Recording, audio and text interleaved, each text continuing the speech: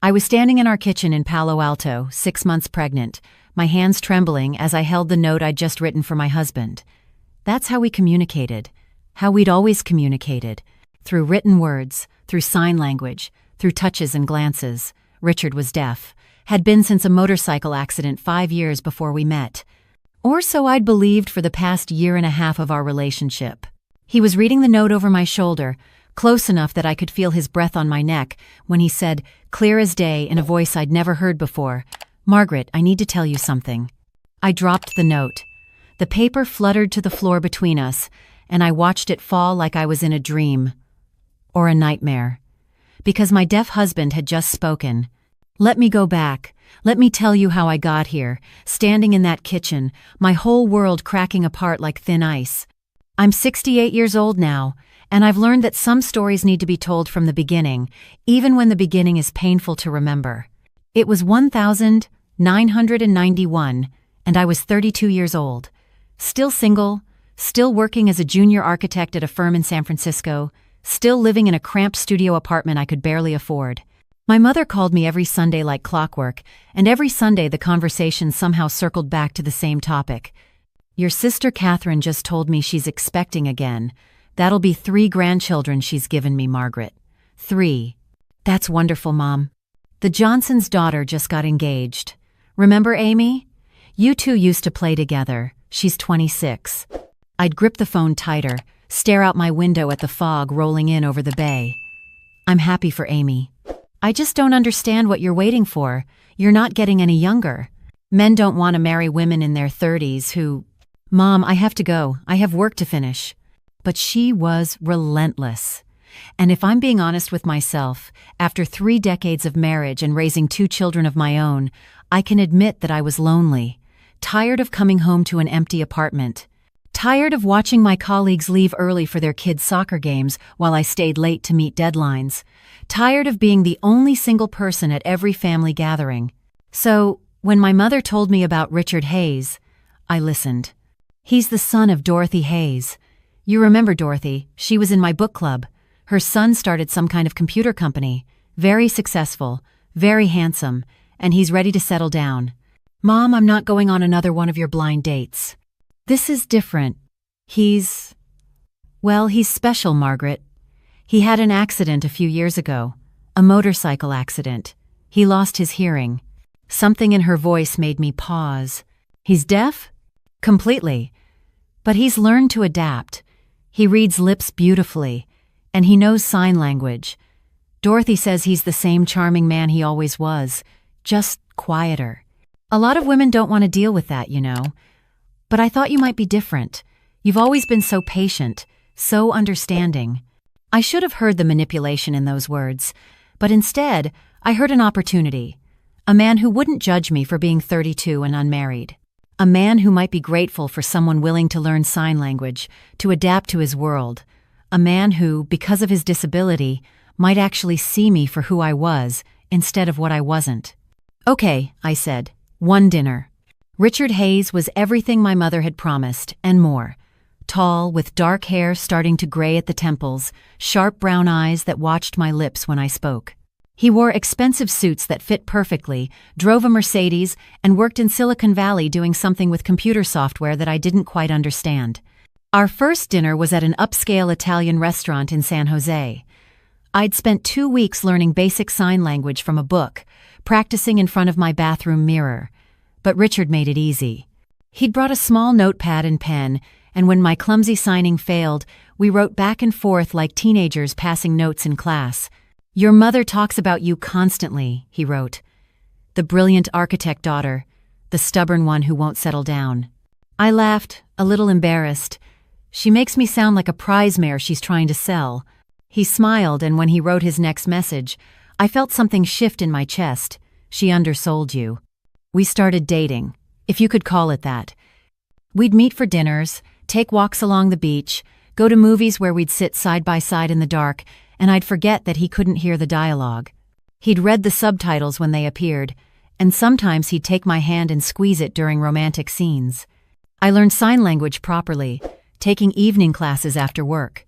Richard was patient with me, correcting my hand positions gently, his fingers warm against mine as he showed me the right way to sign love or tomorrow or beautiful. His mother Dorothy was thrilled. She invited us for Sunday dinners at her enormous house in Los Gatos, where she'd watch us sign to each other across the table with tears in her eyes. I was so worried he'd never find anyone, she told me one evening when Richard had stepped outside to take a call, or so I thought. I learned later he was just checking something on his pager. After the accident, he withdrew so much. Stopped seeing his friends. Broke up with his girlfriend Julia. She said she couldn't handle being with someone who was deaf. Can you imagine? The cruelty of that? I couldn't. I thought about Julia often in those early months. What kind of person abandons someone they love because of a disability? What kind of shallow, selfish woman was she? 8 months into our relationship, Richard proposed.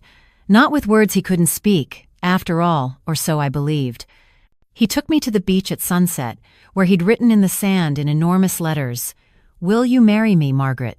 I cried. I signed yes over and over. And when he slipped the ring onto my finger, a beautiful diamond that must have cost 3 months of my salary, I thought I was the luckiest woman in the world.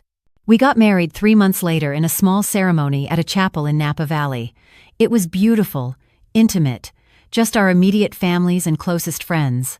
The ceremony was conducted with a sign language interpreter, and when we exchanged vows, I signed mine with tears streaming down my face. I'd found my person. My partner. A man who saw me for who I truly was, who valued patience and kindness over small talk and superficial charm. A man who communicated with me in the most intentional way possible, every word written or signed with purpose, with thought. Our wedding night, I expected him to speak. Isn't that what happens in stories? The curse is broken, the spell is lifted, but Richard remained silent. He communicated with his hands both in sign language and in other ways I won't describe. And I fell asleep in our hotel room feeling cherished and complete. We moved into a house in Palo Alto, a real house, with a backyard and a guest room and an office where I could spread out my blueprints. Richard's software company was doing well, very well. He was talking, or rather, his business partners were talking about going public within a year.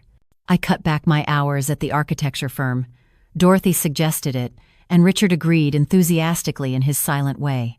"You'll want to be home more once the babies come," Dorothy said over Sunday dinner, patting my hand. I got pregnant 4 months after the wedding. We were trying, or rather, we weren't preventing it, and when the 2 pink lines appeared on the test, I ran to find Richard in his home office.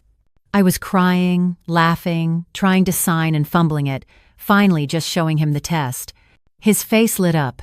He pulled me into his lap, kissed me, held me so tight I could barely breathe. Then he pulled back and signed, slowly and clearly, "You'll be an amazing mother." The pregnancy was harder than I'd expected. Morning sickness that lasted all day. Exhaustion that made it difficult to work. At 5 months, I quit the architecture firm. It was just too much, the commute, the long hours, the physical demands of site visits. Richard was supportive, of course. He made more than enough money for both of us. Dorothy was thrilled. "Now you can focus on what really matters," she said, helping me fold tiny onesies in what would become the nursery. Being a wife and mother. That's a woman's true calling. I was folding a yellow onesie with ducks on it, feeling the baby kick inside me, when something occurred to me. "Dorothy, did you work after you had Richard?" "Oh, of course not. Richard's father wouldn't have allowed it. A man needs to know his wife is taking care of the home." Richard's father was how she always referred to her ex-husband. They divorced when Richard was in college, a scandal Dorothy rarely discussed. But she mentioned him that day, and something about her tone made me uncomfortable. "Well, Richard and I discussed it, and we both agreed this was best," I said firmly, even though we hadn't really discussed it. We'd written about it, signed about it, but was that the same as a real conversation? Could you have a real conversation in sign language with someone you'd only known for a year? 6 months pregnant, exhausted and hormonal. I was making dinner grilled chicken and vegetables, Richard's favorite, when he walked into the kitchen. I'd just finished writing him a note asking if he wanted white or red wine with dinner, even though I couldn't drink. I was trying to maintain normalcy, trying to be a good wife. He came up behind me, so close I could feel his warmth. I held up the note over my shoulder and he said, "Margaret, I need to tell you something." The note fell from my fingers. Time seemed to stop. I turned slowly, my pregnant belly bumping against the counter. Richard was standing there, looking at me with those brown eyes, his mouth moving, sounds coming out. Real sounds. Real words. "I'm not deaf," he said. I never was. I couldn't process it, couldn't make the words make sense. My deaf husband was speaking. My deaf husband just told me he wasn't deaf. My deaf husband— "I can hear you perfectly," he continued.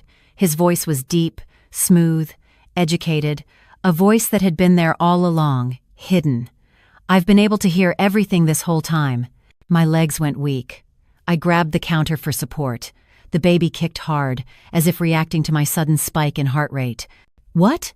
I whispered, or thought I whispered. I wasn't sure any sound came out. "Let me explain." "What?" Louder now. Definitely louder. "What did you just say?" Richard held up his hands, palms out, a gesture that suddenly seemed ominous instead of gentle. "Please, let me explain. There's a reason— You're not deaf." It wasn't a question. I was stating a fact, trying to make it real in my mind. You were never deaf. No, I wasn't. The motorcycle accident never happened. Well, I did have a motorcycle accident when I was 19, but I was fine. Just some road rash. Nothing serious. I felt like I was watching this conversation from outside my body. This couldn't be real. This couldn't be happening. You've been lying to me for almost 2 years. It wasn't lying exactly. It was more like a test. A test. The word hung in the air between us like poison gas. "A test," I repeated. My voice sounded strange, distant. My mother's idea, actually. After Julia left me my ex-girlfriend, I was devastated. I thought we were going to get married and then she just left. Said I was too focused on work, not romantic enough, not exciting enough. My mother said I needed to find someone who would love me for who I really was, not for my money or my status. Someone patient. Someone kind. Someone who would stick around even when things were difficult. He was talking faster now, the words tumbling out like he'd been storing them up for months. Which, I realized with growing horror, he had been. So we came up with this plan. I'd pretend to be deaf. Any woman who couldn't handle that, who couldn't learn sign language, who got frustrated with the communication barrier, she wasn't right for me. But someone who did stick around, who learned my language, who was patient and understanding, that was someone special. "And you found her," I said numbly. "You found your special someone. How wonderful for you." "Margaret, does your mother know that you're not actually deaf?" He hesitated. Just a moment, but it was enough. Oh my God. I backed away from him, my hands instinctively going to my belly. "Your mother knows. She's known this whole time. The tears at dinner. The gratitude that I accepted you despite your disability. That was all part of it. She was trying to help me find the right person. By lying?" I was shouting now. I don't think I'd ever shouted like that in my life. By tricking some desperate woman into marriage? By making me learn a whole language, quit my job, give up my entire life for a lie? You didn't give up your life. You chose to learn sign language. You chose to quit your job. Because I thought my husband was deaf. The words ripped out of my throat. I thought you needed me to do those things. I thought I was being supportive. I thought I was being a good wife to a man with a disability. But you don't have a disability. You have a sociopath for a mother and apparently no moral compass of your own. Richard's face paled. That's not fair. Fair? You want to talk about fair? I learned an entire language for you. I quit my career for you. I'm carrying your child. My voice broke. I'm 6 months pregnant with your child, and you've been lying to my face for 2 years. I wasn't lying to your face. You couldn't see my face when we were signing. Get out. Margaret, please. Get out of my house. It's our house. I don't care. Get out. Go stay with your mother since you two are apparently best friends and partners in fraud. He left. Actually left. Grabbed his keys and walked out the door, leaving me alone in the kitchen with the grilled chicken burning on the stove and my entire world in ruins. I don't remember much of that night. I know I called my sister Catherine, sobbing so hard she couldn't understand me at first. She drove over immediately, found me sitting on the kitchen floor surrounded by all the sign language books I'd been studying, tearing pages out one by one. "He's not deaf," I kept saying. He was never deaf. It was all fake. All of it. Catherine held me while I cried, her hand rubbing my back the way our mother used to when we were children, which reminded me, I have to call Mom. Maybe wait until tomorrow. But I was already dialing. My mother answered on the third ring, her voice cheerful. "Margaret, I wasn't expecting to hear from you tonight. How's my son-in-law? Did you know?" Silence. "Mom, did you know?" "Know what, dear?" "That Richard isn't deaf. That he's been pretending this whole time. That he and Dorothy cooked up this entire scheme to test whether I was worthy of their precious son." More silence. Then, Dorothy mentioned they wanted to make sure any woman Richard married would be committed for the right reasons. I hung up on her, on my own mother. Hung up and threw the phone across the room where it shattered against the wall. She knew, I told Catherine. My own mother knew I was being manipulated, and she went along with it. She probably thought she was helping, getting her spinster daughter married off at last. "Oh, Maggie," Catherine's eyes were full of tears. "That's what she called me when we were kids, Maggie. No one else called me that. Not Richard, who'd only ever signed my full name. Not his mother, not my mother. Just Catherine." "What am I going to do?" I whispered. "I'm 6 months pregnant. I quit my job. All my savings went into this house. I can't. But I couldn't finish the sentence because I didn't know what I couldn't do. Leave? Stay? Start over? I was 33 years old, 6 months pregnant, unemployed, and I'd just discovered my entire marriage was built on a lie. Catherine stayed with me that night and for several nights after. Richard called repeatedly. I didn't answer. He showed up at the house. I locked the door and told him through the wood that if he didn't leave, I'd call the police. He left letters. Long, handwritten letters explaining his reasoning, apologizing, begging me to understand. I burned them in the fireplace without reading them. Dorothy came by. I didn't let her in either. "Margaret, please be reasonable," she called through the door. "You're carrying my grandchild. We need to discuss this like adults." "You lied to me for almost 2 years," I called back. "You watched me struggle to learn sign language. You watched me quit my career. You cried at our wedding like you were so grateful someone would accept your damaged son, all while knowing it was fake. While knowing you were both testing me like I was a lab rat. We were trying to protect Richard. You were trying to control him. Control who he married. Make sure she was submissive enough, patient enough, grateful enough to put up with whatever you two decided to dish out." She left. But she kept calling. So did Richard. So did my mother. Though I'd stopped answering her calls too. I was alone with my growing belly and my rage and my grief. Because it was grief. The man I'd married didn't exist. The relationship I'd built was with a fiction. Every sign language conversation, every written note, every moment of silent understanding, all of it was tainted now. Had he laughed at me? When I practiced my signing in front of him, messing up the hand positions, did he find it amusing?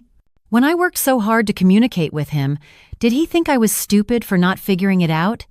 And worse, much worse, did I even know him at all? What else had he lied about? What other parts of Richard Hayes were fictional? Catherine was worried about me. "You're not eating enough. You're not sleeping. This stress isn't good for the baby. None of this is good for the baby. You need to talk to him. Work something out. You're married. You're having his child. I don't even know if I want to be married to him anymore." The words hung in the air. Catherine looked stricken. "Maggie, you don't mean that." But I did. Or I thought I did. I didn't know what I meant anymore. Dr. Patricia Chen was the therapist Catherine found for me. A calm woman in her 50s who specialized in complex relationship issues. I liked that she didn't say marriage counseling because I wasn't sure I wanted to counsel the marriage as much as bury it. "Tell me what happened," Dr. Chen said in our first session. I told her everything. The whole story poured out my loneliness before meeting Richard, the pressure from my mother, the relief of finding someone who seemed to see past my age and unmarried status. Learning sign language, quitting my job, the pregnancy, the reveal. "Doctor." Chen listened without interrupting, her face neutral. When I finished, she said, "That's quite a betrayal." I started crying again. I'd been crying for 2 weeks straight, it seemed. He says it was a test, to find someone who would love him for himself. And how do you feel about that? I feel like I was a contestant on some sick game show where I didn't know I was competing. Dr. Chen nodded. That's valid. Your consent was violated. You entered into a relationship under false pretenses. Finally, someone who understood.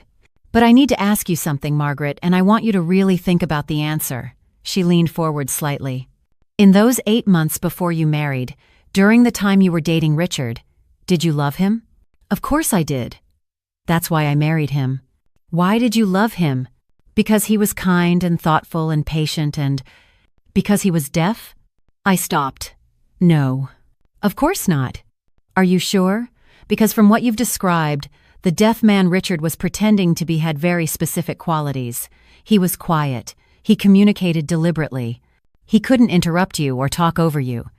He had to really listen or appear to listen to everything you wrote or signed. He seemed patient because he had no choice but to be. He seemed thoughtful because every communication required thought. That's not I didn't. I'm not saying you're a bad person, Margaret. I'm saying that the reasons we're attracted to people are complicated, and sometimes the very things we think we love about someone are actually the things we've projected onto them. I sat with that for a long moment. Was she right? Had I fallen in love with Richard's silence? With the fact that he couldn't judge me out loud, couldn't criticize, couldn't voice the disappointment I'd seen in every other man's face when they realized I was 32 and single and maybe a little too independent? He still lied, I said finally. Yes, he did, and that's not okay. But the question isn't whether what he did was wrong, it clearly was. The question is, what you want to do now. What did I want to do? I was 7 months pregnant by that point. My belly was huge, my ankles were swollen, and I was living off Catherine's charity and my dwindling savings. Richard had offered to keep paying all the bills, but I'd refused. Taking his money felt like accepting the lie. I don't know if I can ever trust him again, I said. That's fair. Trust, once broken, is very difficult to rebuild. But it's not impossible. If, and this is a big if, both people are willing to do the work. What work? Brutal honesty, complete transparency, accountability, and time. A lot of time. I thought about that as I drove home to Catherine's house, which was home now. Could I do that work? Did I want to? The baby kicked hard and I put my hand on my belly. What do you think? I asked. Should we give your father a chance? Another kick. I took it as a yes. Or maybe just gas. It was hard to tell. Richard came to therapy with me the following week. It was the first time I'd seen him in a month, and he looked terrible. Thinner, gray under his eyes. His usually immaculate suit was wrinkled. He started to sign something automatically, then caught himself. Sorry, habit. Don't, I said sharply. Don't you dare use sign language with me again. His hands dropped. Okay. Dr. Chen gave us ground rules. I could ask any question, and Richard had to answer honestly, no matter what. He couldn't leave until the session was over. And we both had to commit to coming back. Why? I asked first. Not the bullshit about finding true love. The real reason. Why did you do this to me? Richard looked at his hands, then at Dr. Chen, then, finally, at me. Because I'm a coward. I hadn't expected that. Julia didn't leave me because I wasn't romantic enough. She left me because I'm boring, Margaret. I'm good with computers and numbers, but I'm terrible with people. Small talk makes me anxious. Social situations exhaust me. I'm awkward and stiff and I never know what to say. So you decided to say nothing at all. Yes. He met my eyes. Being deaf gave me an excuse. I didn't have to make conversation at parties. I didn't have to be charming. I could just exist. And people would think I was strong and brave instead of weird and antisocial. And I was what? Your perfect disabled husband accessory? Someone to take care of you and make you look good? No. You were amazing, Margaret. Smart and talented and beautiful. Way out of my league. But as a deaf man, I had a chance. You saw me as someone who needed you, someone you could help. And I took advantage of that because I'm selfish and scared and I didn't think about how it would affect you. I wanted to hit him, or scream at him, or both. You're right, I said instead. You are a coward, and selfish, and you stole almost 2 years of my life. I know. You watched me give up my career. I know. And that was wrong. If you want to go back to architecture, I'll support that, financially, logistically, whatever you need. I'm about to have a baby, Richard. I can't exactly start a new job right now. Then after, whenever you're ready, I'll hire a nanny. I'll take parenting leave, whatever it takes. Dr. Chen intervened. Richard, what Margaret is saying is that the consequences of your deception are real and lasting. You can't just fix them with money or promises. I know. He looked at me again. I know I can't fix this, but I want to try, if you'll let me. I didn't answer. Couldn't answer. We went to therapy every week, sometimes twice a week. Richard answered every question I asked, no matter how painful. Did he laugh at me? Sometimes, yes, when I messed up signs badly. Did he read my private journals? No, never, and he seemed genuinely hurt that I'd think he would. Did he love me? Yes. He said yes, with tears in his eyes, and I wanted to believe him, but I didn't know how. 8 months pregnant, I moved back home. Not home to Catherine's home, to the house in Palo Alto. Richard's house. Our house. Whatever. But I had conditions. He slept in the guest room. We weren't together. We were 2 people cohabitating, until I figured out what I wanted to do. That's fine, Richard said. Whatever you need. The baby came 3 weeks later. A girl. 10 fingers, 10 toes, a healthy set of lungs that she demonstrated immediately. They placed her on my chest, this tiny perfect thing, and I looked up to find Richard crying in the corner of the delivery room. Do you want to hold her? I asked. He nodded, unable to speak. Actually unable to speak this time, choked up with emotion. I handed our daughter to him and watched his face transform into something I'd never seen before. Wonder. Pure, unfiltered wonder. She's perfect, he whispered. She's ours, I said. We named her Claire. Claire Margaret Hayes. And she changed everything. Not immediately. I was still angry, still hurt, still wasn't sure if I could forgive him. But Claire needed both of us, and in those early exhausted weeks of midnight feedings and diaper changes and endless crying, hers and mine, Richard was there. He was there in ways I hadn't expected, patient with Claire's screaming, calm when I was falling apart, competent with bottles and burp cloths and everything I was terrified I'd mess up. You're good at this, I said one night. 3 weeks after bringing Claire home, it was 2 a.m. Claire had finally fallen asleep after an hour of crying, and Richard and I were sitting in the nursery, too tired to move. I had to be, he said quietly. I knew I'd already messed up with you. I couldn't mess up with her too. We kept going to Dr. Chen, sometimes with Claire in a baby carrier, sleeping through our sessions. And slowly, painfully, we started to build something new. Not the relationship we had before. That was gone, dead, built on lies. But something else, something honest. I'm still angry, I told him 6 months after Claire was born. I know. I don't know if that will ever go away completely. I know. I need you to understand that you don't get to control this. The timeline, the forgiveness, any of it. You did enough controlling already. I understand. And he did, somehow. He gave me space when I needed it. He was there when I needed that instead. He went to therapy himself, working through whatever childhood trauma made him think lying was an acceptable relationship strategy. His mother was a different story. I didn't speak to Dorothy for a year. She'd call, leave messages, send cards. I ignored all of it. Finally, when Claire was 14 months old, I agreed to meet her for coffee. She looked older, more fragile, but her voice was strong when she said, I owe you an apology. Yes, you do. I thought I was helping Richard, protecting him, but I was really just trying to control his life like I couldn't control my own marriage. And I hurt you terribly in the process. I'm sorry, Margaret. It wasn't enough. Could never be enough. But it was something. If you want to have a relationship with your granddaughter, I said carefully, you need to understand that I'm not the submissive, grateful daughter-in-law you thought you were getting. I have opinions. I have boundaries. And I will not tolerate any more manipulation.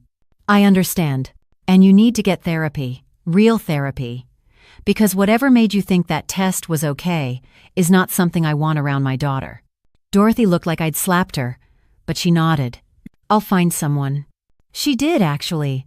Found a therapist and started working through her control issues. It didn't fix everything. Dorothy and I would never be close, but it made family gatherings bearable. My mother was harder. She still insisted she was just trying to help, that she didn't really know the extent of Richard's deception. We're cordial now, but something broke between us that never fully healed. Richard and I had another baby 3 years after Claire, a boy we named James. And somehow, in the chaos of 2 kids and sleepless nights and endless laundry, we found our way to something that looked like love. Real love. Not the fairy tale I'd imagined when I was 32 and lonely, but something messier, harder, more honest. We renewed our vows on our 10-year anniversary. A small ceremony, just us and the kids, and a few close friends. No sign language interpreter this time, just words. Real, spoken words. I promise to never lie to you again, Richard said. Even when the truth is uncomfortable. Even when it makes me look bad. Even when I'm scared. I promise to keep choosing you, I said. Even when I'm angry. Even when I remember. Even when it would be easier to leave. That was 28 years ago. We're 68 and 65 now. Claire is married with 2 kids of her own. James just got engaged. And Richard and I are still here, still working on it, still choosing each other. It hasn't been easy. Some days I still feel the ghost of that betrayal. Some days I look at him across the breakfast table and remember the moment in the kitchen when my world fell apart. Some days I wonder what my life would have been like if I'd left, if I'd started over, if I'd never forgiven him. But then I think about Claire's wedding last year, watching Richard walk our daughter down the aisle with tears streaming down his face. I think about James calling to ask his dad's advice on engagement rings. I think about the quiet evenings on our porch, Richard's hand in mine, talking about nothing and everything. I think about the fact that we talk now. We really talk. About feelings and fears and mistakes, about the past and the future and the messy present. We talk in a way I never did with the silent man I thought I married. And I realize that maybe Dr. Chen was right. Maybe I fell in love with the idea of Richard, not the real person. And maybe he fell in love with the idea of me too, the patient, understanding woman who would accept him as he pretended to be. But we stayed long enough to meet each other for real. And we chose to love those people instead. The real, flawed, complicated people we actually are. Was it worth it? I don't know. Some days yes, some days no. But it's my life. The one I chose. The one I keep choosing. And that has to count for something. I was